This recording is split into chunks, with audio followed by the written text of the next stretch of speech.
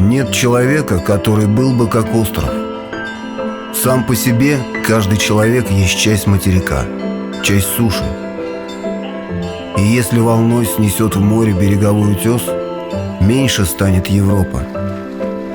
И также, если смоет край мыса и разрушит замок твой и друга твоего, смерть каждого человека умаляет и меня, ибо я един со всем человечеством. А потому не спрашивай никогда, по ком звонит колокол. Он звонит и по тебе.